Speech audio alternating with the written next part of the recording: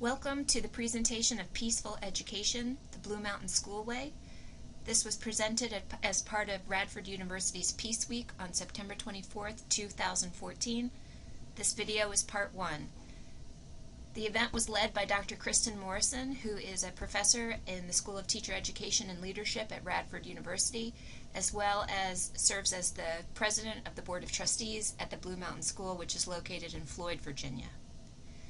At the presentation, we also have members of the Blue Mountain School community. Jane Avery, who was one of the school's founders in 1981.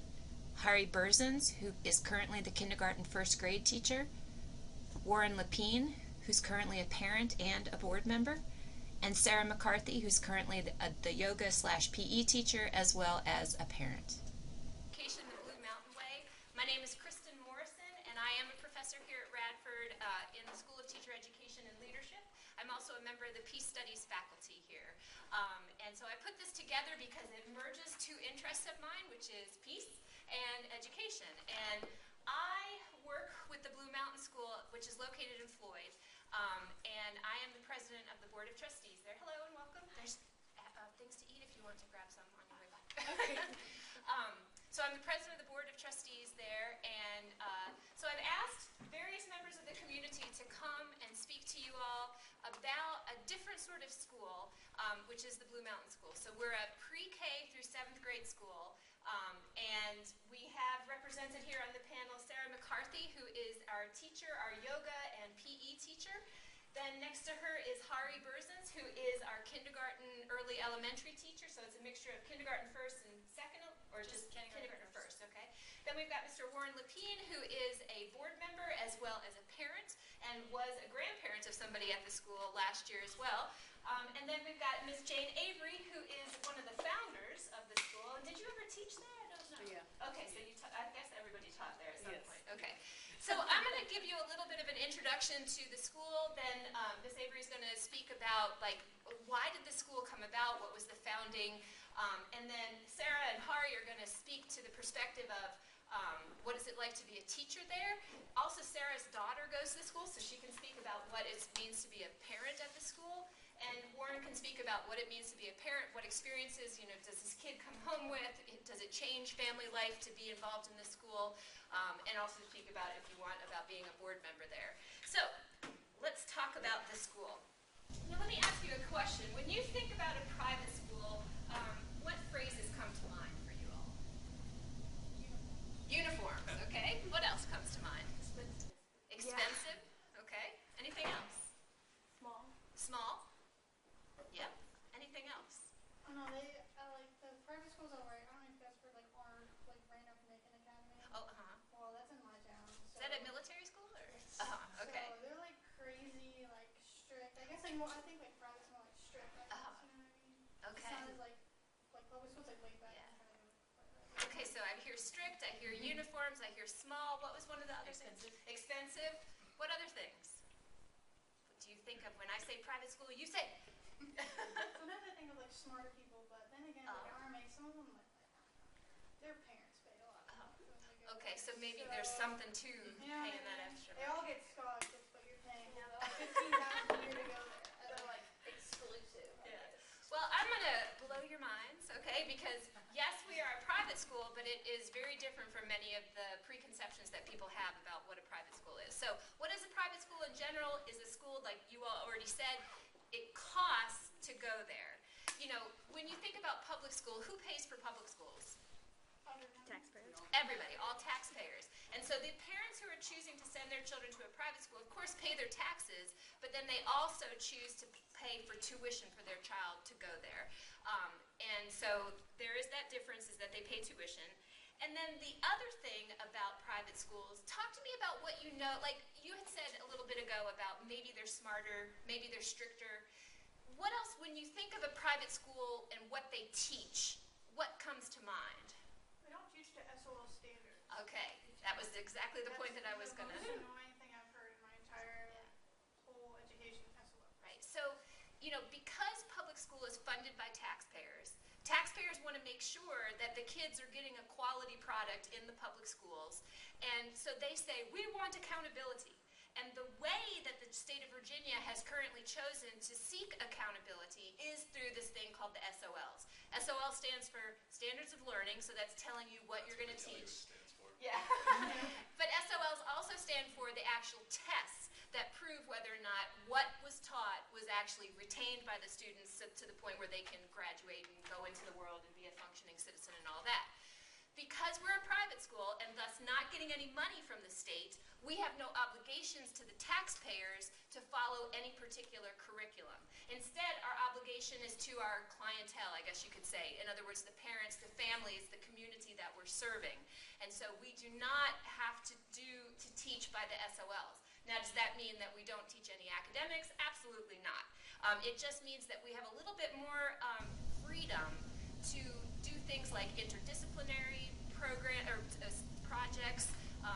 We still teach the 3 R's, reading, writing, arithmetic, as well as social studies, science, as well as additional things that don't get focused on in conventional public schools. And so I'm going to talk about those additional conventional things. So the Blue Mountain School, if you ever see the logo says Blue Mountain School, and underneath it, it says a contemplative, progressive school. And so I want to explain to you what contemplative and progressive each mean. Okay, so, oh, I should have moved to this slide. Okay. So I wonder, did you all experience any contemplative practices when you were in school? And do you even know what I mean when I say contemplative? What's the root of contemplative? Contemplate, okay? So what does contemplate mean to you all? To think of something. Yeah. Think about something. So, and are you thinking lightly or thinking deeply when you're contemplating? Yeah, generally deeply, like, I'm really contemplating, thinking hard about this. So contemplative practices are opportunities for the kids to really think through things and not rush through things. Contemplative education is also called mindfulness education. And so let me ask you, did you all, when you were in school, did you ever do any kind of meditation? Did anybody ever do any yoga when you were in your PE classes? You did some of that? Did anybody in your schools, or did any of you all experience, like, if you had interpersonal conflicts with other people, who usually took care of those? Did you deal with them in the classroom if there were interpersonal conflicts? Or No, you actually like go to the guys. so you'd go out of the classroom and you'd go and have that taken care of by some specialist, okay? Or you go to the principal or something like that. So this is one point where we're different, is that the school is contemplative and focused on mindfulness practices. So you will see, if you were to come to the school, you would see the kids engaged in yoga. You would see the kids engaged in what a class called contemplative studies, where the kids are learning about, breathing. And I'm going to turn it over to maybe the teachers to talk a little bit more about the contemplative sort of piece, if you would give some examples. Yeah, maybe. totally. Well, we do a lot of breathing exercises, like in the morning when we arrive. Just taking a few deep breaths can really help kids arrive, especially the little guys who might be just kind of, wow, I just left my parents, I'm only 5 years old. It's pretty awesome just to do some breathing, some focusing, a lot of listening activities. We're going to actually do one later that we can all experience. But, check-ins, we get in a circle and we just check in how we're feeling. One word, how you feeling? Nervous, happy, sad. Go around and people, kids can get their feelings out and then they can, okay, I'm ready for my lesson now. Right. Really simple things that don't have to take a long time, but help us to be in the present moment. So we can be here. It shows, there's a lot of research that when we're in the present moment, we're right here, we're not thinking about what we had for lunch or the test we're going to have. When we try to be right here, we're happier and we're able to listen better. So. And I wanted to back up what she just said about there's lots of research out there. There is quite a lot of brain research out there that kind of speaks about the value of what's called settling time. So that you know how like when you all probably were in high school, you changed every hour or hour and a half, or even less if you had 7 or 8 periods in the school day. There's none of that sort of settling time. There's this constant rush, constant being, forced with all of these distractions and all of these things that you have to be attending to. But the research in brain-based learning tells us that when people are rushing around in that sort of frenetic pace, it's that when you get into the academics, it doesn't stick. The synaptic connections can't be made because we're not in a settled state of mind. And so it's not like this is a bunch of stuff that's kind of brought in because we think this is the right way to teach kids. We actually, it's following best practices in terms of science and in terms of educational research. Did you want to speak any more about the contemplative stuff that you do in your... Sure. Our day starts, the children arrive. I have 5 and 6 year olds, and they arrive and they go right to their work, and they've learned this routine, and so they settle right in. And then once everyone arrives, we sit down for our morning mindfulness, and they've learned already in today's the 14th day of school. They have words that they've memorized, so we pick up an imaginary rock, and we hold it, and we ring a bell, and this is our flower, and they say it with me, and so breathing in, I see myself as a flower. Breathing out, I feel fresh, and it's just such a sweet thing to see these, and I actually have almost all boys. It's 11 boys and 1 girl, and so you can imagine their energy, and when they have that flower and their little voices are saying flower fresh, and they're breathing and listening to the chime, this energy that's out here comes right in to this moment, like Sarah was saying, and then we ring the bell again, and they go back to what they were doing, and it's helping them train themselves to turn on what we call our control panel.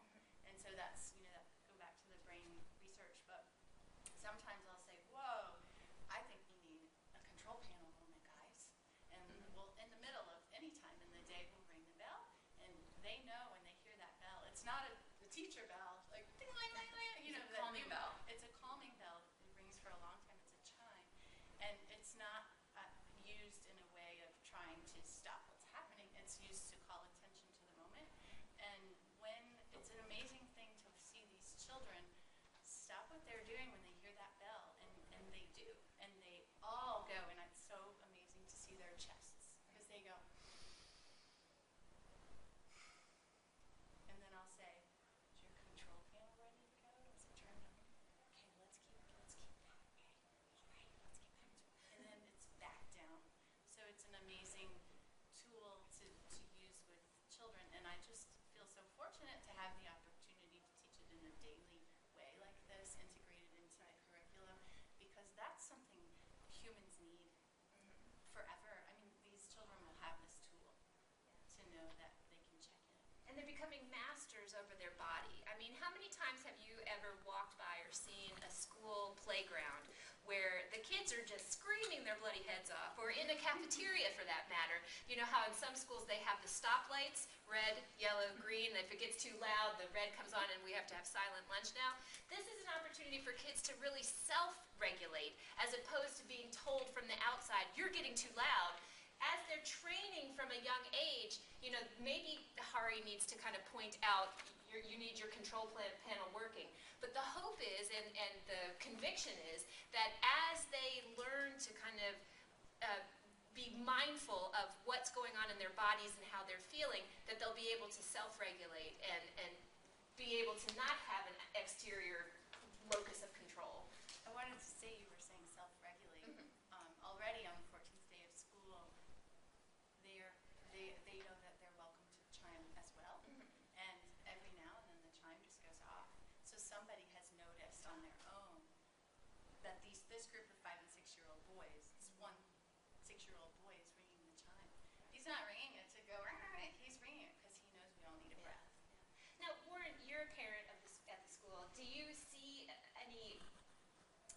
No, my daughter will, when she Will she starts set a to time? lose her temper, we will see her, she'll start doing breathing exercises to try to keep herself from losing it, because she can recognize when she's about to get angry, and she can then try to be, and she uses, I'm going to be mindful, I mean, she says those things now. She's got the vocabulary to do Yeah, it. and she understands, and they really learn how to interact with other kids instead of just sitting down, shutting up, and learning and doing what they're told. Right.